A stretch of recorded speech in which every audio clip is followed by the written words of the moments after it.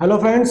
आज हम लोग भारत के संविधान में इलेक्शंस के संबंध में जो प्रावधान दिए गए हैं उनको स्टडी करेंगे। तो वो प्रावधान भारत के संविधान के पार्ट 15 में है, ठीक है। और आर्टिकल है 324 से 329 तक, ठीक है। 6 आर्टिकल्स है टोटल। तो देखिए, भारत के संविधान में जो प्रोसीजर है वो केवल प्रेसिडेंट और वाइस प्रेसिडेंट ऑफ इंडिया के चुनाव के संबंध में दिया हुआ है, ठीक है। इसमें प्रेसिडेंट का चुनाव आर्टिकल 54 में दिया हुआ है और आर्टिकल 66 में वाइस प्रेसिडेंट के चुनाव का प्रोसीजर दिया हुआ है, ठीक है। प्रोसीजर केवल प्रेसिडेंट और वाइस प्रेसिडेंट के चुनाव का दिया हुआ है, अन्य चुनावों का प्रोसीजर नहीं दिया हुआ है। जैसे कि पार्लियामेंट का चुनाव, राज्यसभा लोकसभा का, स्टेट लेजिस्लेचर का चुनाव, विधानसभा विधान परिषद का चुनाव, ये संविधान में इसका प्रोसीजर नहीं दिया हुआ है। और केवल बेसिक प्रिंसिपल्स दे दिए हैं संविधान में कि ये प्रिंसिपल्स फॉलो करने होंगे, और इन प्रिंसिपल्स को फॉलो करते हुए जो विधायिका है वो कानून बना सकती है और प्रोसीजर डिफाइन कर सकती है, ठीक है। लेकिन ये प्रिंसिपल्स को फॉलो करने होंगे। प्रिंसिपल्स क्या है कि जब इलेक्शन होगा वो on the basis of adult suffrage होगा। एडल्ट सफरेज का मीन्स जो भी एडल्ट पॉपुलेशन है देश की 18 साल से ऊपर की, वो वोट करके चुनाव करेगी, ठीक है। उसमें कोई डिस्क्रिमिनेशन नहीं होगा, कास्ट का, रिलीजन का, सेक्स का, या किसी भी मैटर्स पे उनके बीच में डिस्क्रिमिनेशन नहीं होगा। और कोई ऐसा प्रावधान नहीं किया जाएगा कि इस जाति के लोग या इस कम्युनल मतलब इस धर्म के लोगों का रिप्रेजेंटेशन होगा लोकसभा विधानसभा में या राज्यसभा में, ठीक है। धर्म के बेसिस पे कोई रिप्रेजेंटेशन नहीं होगा और कोई सेपरेट या स्पेशल रिप्रेजेंटेशन नहीं होगा, ठीक है। तो ये नहीं कर सकते। और एडल्ट सफरेज के बेसिस पे ही वोटिंग होगी और इलेक्शन होंगे। ये प्रिंसिपल्स फॉलो करने हैं और इसको फॉलो करके विधायिका चाहे तो पार्लियामेंट और स्टेट लेजिस्लेचर कानून बना सकती है और उसके हिसाब से चुनाव होगा। देखिए, आर्टिकल 324 में दिया है कि जो भी superintendence, direction and control of elections है, ये एक इलेक्शन कमीशन के में निहित होगा। एक इलेक्शन कमीशन है, उसमें चुनावों का सारा सुपरिटेंडेंस मतलब पूरा देखभाल, उसकी डायरेक्शन, सारे आदेश जारी करना, पूरा कंट्रोल करना चुनावों को, ये सब इलेक्शन कमीशन को करना होगा, ठीक है।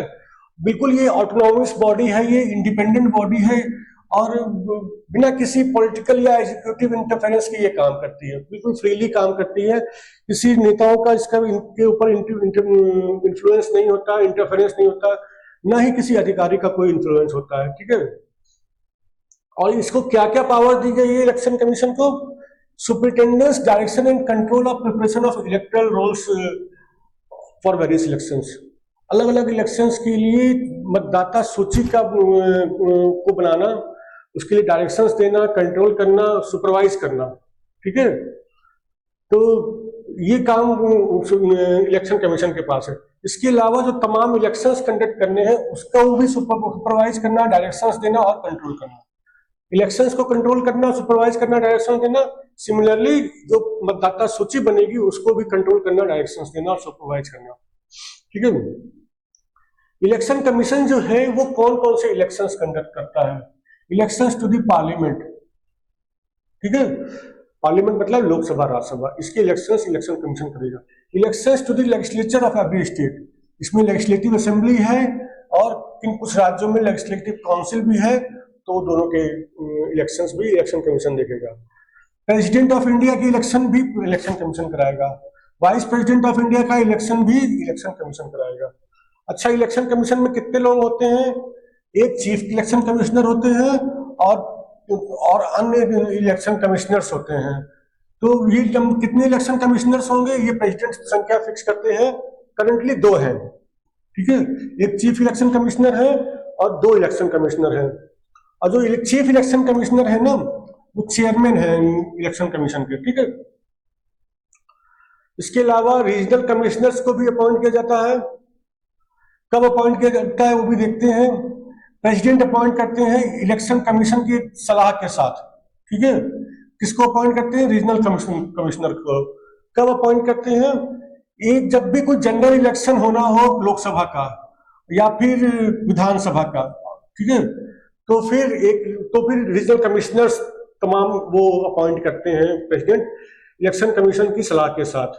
और या फिर कोई बायएनियल इलेक्शन, द्विवार्षिक इलेक्शन होना है किसी विधान परिषद का, ठीक है, जिस किसी राज्य में विधान परिषद है उसमें अगर द्विवार्षिक चुनाव होना है विधान परिषद का, तो भी इलेक्शन कमीशन की सलाह से प्रेसिडेंट रीजनल कमिश्नर्स नियुक्त करते हैं। कितने रीजनल कमिश्नर्स नियुक्त करेंगे? जितना भी प्रेसिडेंट को उचित लगे। रीजनल कमिश्नर्स का फंक्शन क्या होगा, काम क्या होगा? इलेक्शन कमीशन को असिस्ट करना, ताकि वो जो भी इलेक्शन कमीशन को काम दिया गया है वो अपना फंक्शंस को डिस्चार्ज कर सके। सर्विस कंडीशंस क्या क्या होंगी इलेक्शन कमिश्नर्स की और रीजनल कमिश्नर की? उनका सर्विस कंडीशंस क्या होंगी? टेन्योर ऑफ ऑफिस क्या होगा? ये प्रेसिडेंट डिसाइड करते हैं रूल के साथ। फिलहाल उनका टेन्योर 6 साल का होता है, ठीक है, या फिर 65 साल, जो भी पहले हो। 6 साल का टेन्योर है, लेकिन अगर 65 साल पूरे हो गए तो पहले ही रिटायर हो जाना पड़ेगा, अन्यथा वो 6 साल तक कर सकते हैं, ठीक है।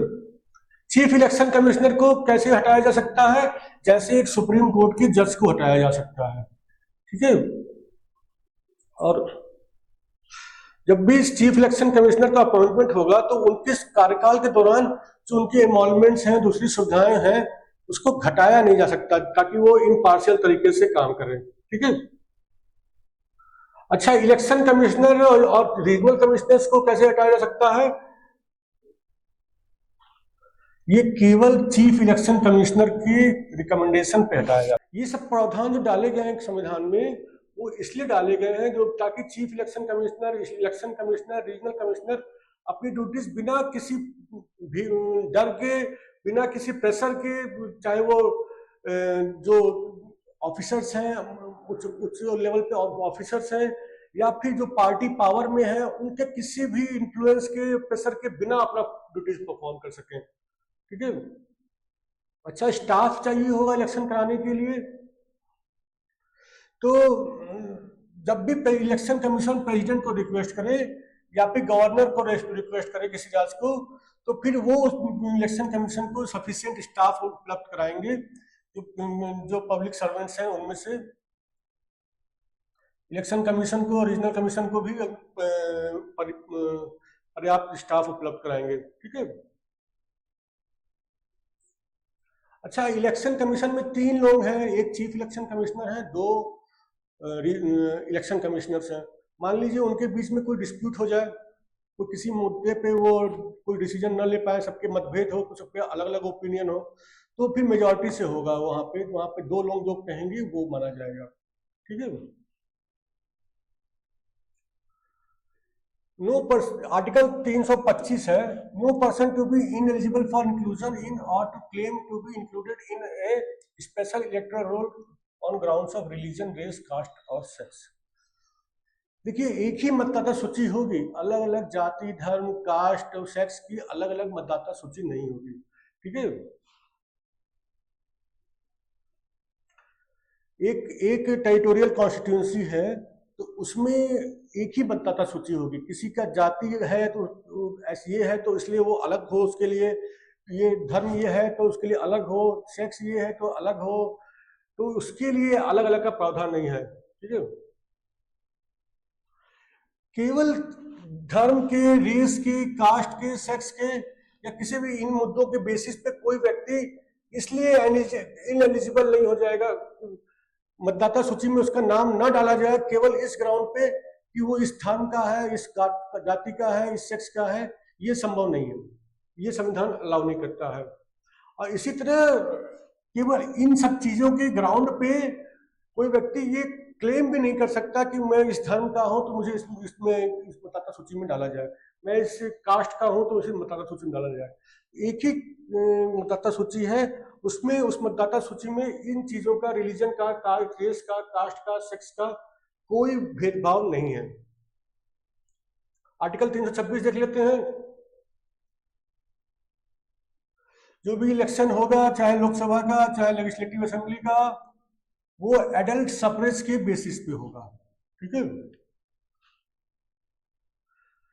326 आर्टिकल कहता है कि एडल्ट सफ्रेज के बेसिस पे ही इलेक्शन होगा, ठीक है। एडल्ट सफ्रेज का क्या मतलब होता है? एडल्ट सफ्रेज राइट देता है सारे एडल्ट सिटीजन्स को। एडल्ट मतलब 18 साल से ऊपर, चाहे उनकी इनकम, वोट डालने का अधिकार देता है, चाहे उनकी कुछ भी इनकम हो, उनके पास कितनी भी संपत्ति हो, उसका कोई भी जेंडर हो, मेल हो फीमेल हो, सोशल स्टेटस कुछ भी हो, रेस कुछ भी हो, एथनिसिटी कुछ भी हो, या फिर कोई भी अदर दूसरा रिस्ट्रिक्शन हो, इससे कोई मतलब नहीं। 18 साल से ऊपर हैं तो वो वोट डाल सकते हैं, ठीक है।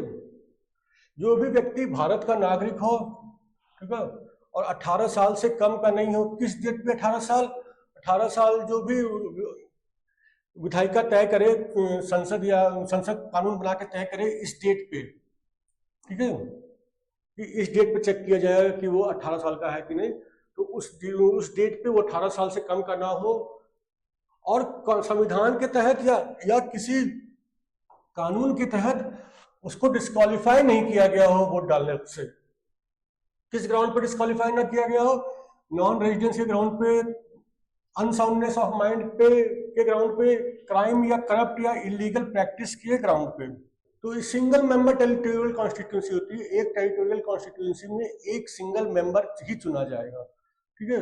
तो उसके लिए लोग, उस टेरिटोरियल कॉन्स्टिट्यूंसी के जो बासिंदे हैं, जो लोग रहते हैं उस एरिया के लोग, उस कॉन्स्टिट्यूंसी के लोग वोट करेंगे और अपनी कॉन्स्टिट्यूंसी का रिप्रेजेंटेटिव चुनेंगे, ठीक है।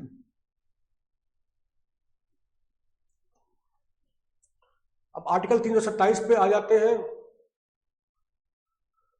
जो पार्लियामेंट के पास पावर दी गई है इस संबंध में कानून बनाने की, जो state legislature, election to legislatures,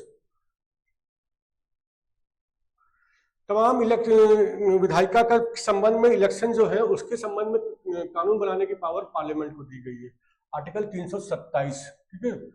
union 7th schedule के जो यूनियन लिस्ट है, संविधान का 7th शेड्यूल है, उसमें एक यूनियन लिस्ट में, उसमें एंट्री 72 है। उसमें लिखा है elections to parliament, to the legislature of states and to the offices of president and vice president, the election commission, ठीक है।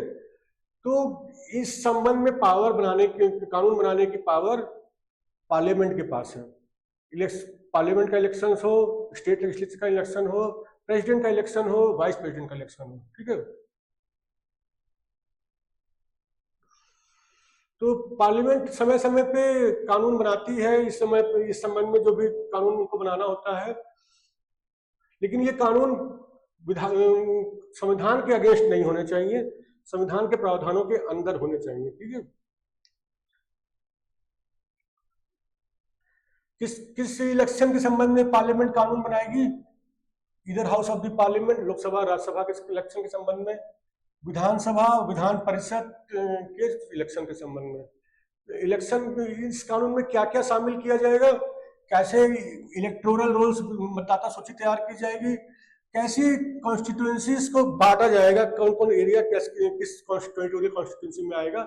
इसके बाद any other matters for securing due constitution of such houses, और जो ये लोकसभा राज्यसभा विधानसभा वगैरह को का जो गठन करना है उसके संबंध में कोई भी अन्य मुद्दा हो तो उसके संबंध में भी कानून बनाने की पावर पार्लियामेंट के पास है।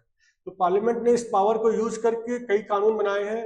एक representation of the people act 1950 है, इसमें तमाम जो चीजें हैं इसके अंदर उसको देख लेते हैं। Allocation of seats in the house of people, the state legislative assembly and the state legislative council, कैसे कैसे कितनी कितनी सीटें लोकसभा में और विधानसभा में, विधान परिषद में होंगी, वो इन्होंने इस एक्ट में डिफाइन किया गया है। Delimitation of parliamentary assembly and council constituencies, ठीक है, कैसे कैसे उसको बांटा जाएगा, टेरिटोरी को, जो अलग अलग टेरिटोरी को बांटा जाएगा कि ये एरिया के लोग इस वोट करके ये मत अपना रिप्रेजेंटेटिव चुनेंगे, चाहे वो पार्लियामेंट का हो, असेंबली का हो, काउंसिल का हो, सब वो बंटवारा।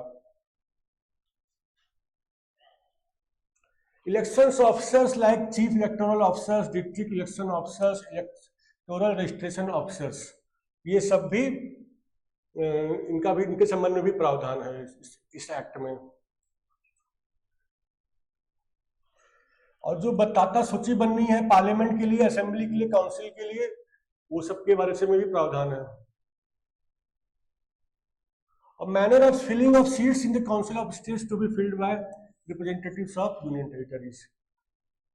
जो भी यूनियन टेरिटरी के रिप्रेजेंटेटिव्स हैं वो कैसे राज्यसभा में अपने मेंबर्स की सीट फुल करेंगे, वो भी है।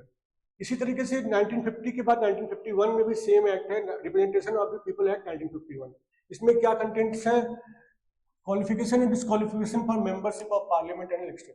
क्या क्वालिफिकेशन चाहिए और क्या डिस्क्वालिफिकेशंस होंगे पार्लियामेंट और स्टेट लेजिस्लेचर में इलेक्शन होने के लिए।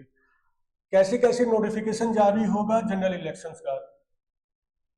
कैसे एडमिनिस्ट्रेटिव मशीनरी यूज की जाएगी ताकि चुनाव कराया जा सके। पॉलिटिकल पार्टीज का रजिस्ट्रेशन कैसे होगा। इलेक्शन कैसे कराए जाएंगे। जो डिस्प्यूट्स हैं इलेक्शन के संबंध में वो कैसे रिजॉल्व होंगे। बाई इलेक्शंस कैसे होंगे। Corrupt practice and electoral offences, जो भी करप्ट प्रैक्टिसेस हैं इलेक्शन के दौरान जो और अपराध किए जाते हैं इलेक्शन के दौरान, उसको कैसे डील किया जाएगा। इसी तरह एक डिलिमिटेशन कमीशन एक्ट है, 1952 में भी आया, 1962 में आया, 2002 2003 में भी आया।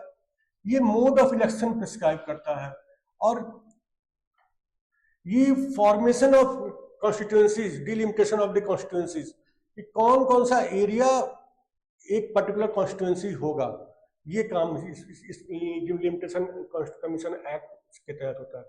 प्रेसिडेंशियल एक और एक्ट है, presidential and vice presidential election 1952। इसमें प्रेसिडेंट और वाइस प्रेसिडेंट के इलेक्शन के संबंध में प्रावधान है, कैसे कराए जाएंगे और अगर डिस्प्यूट हो जाता है तो वो कैसे रिजॉल्व होगा। अच्छा, ये तो पार्लियामेंट की पावर्स हो गई। अब स्टेट लेजिस्लेचर के पास भी पावर है क्या किस जो इलेक्शंस होते हैं उसके संबंध में, स्टेट लेजिस्लेचर के संबंध इलेक्शन के संबंध में। आर्टिकल 328 स्टेट लेजिस्लेचर को भी पावर दी गई है कि वो समय समय पे कानून बनाए। किस लिए कानून बनाए? इलेक्शंस के मैटर पे, चाहे विधानसभा हो चाहे विधान परिषद हो, तो उसके संबंध में कानून बनाया। कानून में क्या हो सकता है? इलेक्टोरल रोल्स, मतदाता सूची तैयार करने के संबंध में, और इसके अलावा विधानसभा या विधान परिषद के गठन के संबंध में और कोई अन्य मुद्दा हो जिससे विधानसभा का गठन हो सके, विधान परिषद का गठन हो सके, उसके संबंध में भी कानून बनाए। लेकिन कुछ कंडीशंस हैं। राज्य की विधायिका केवल उसी संबंध में कानून बना सकती है जिस संबंध में पार्लियामेंट ने कानून नहीं बनाया। अगर पार्लियामेंट ने किसी मैटर पे कानून बना दिया है इलेक्शन से संबंधित, तो फिर राज्य की विधायिका वो उस पर कानून नहीं बनाएगी और उसको संविधान के सारे प्रावधानों का पालन करना होगा, तभी वो कर सकती है। इसलिए आप समझ लीजिए सब्सिडरी पावर है स्टेट लेजिस्लेचर का, एक छोटी पावर है, लोअर पावर है स्टेट राज्य की विधायिका का। पार्लियामेंट के पास ही मेन पावर है इस संबंध में। अच्छा, आर्टिकल 329 भी है इसमें। आर्टिकल 329 में एक बहुत छोटा सा आर्टिकल है। देखिए, किसी भी ऑर्डिनरी जो कोर्ट्स हैं हमारे देश में, उनके पास इलेक्शन से संबंधित डिसीजन देने का कोई भी पावर नहीं।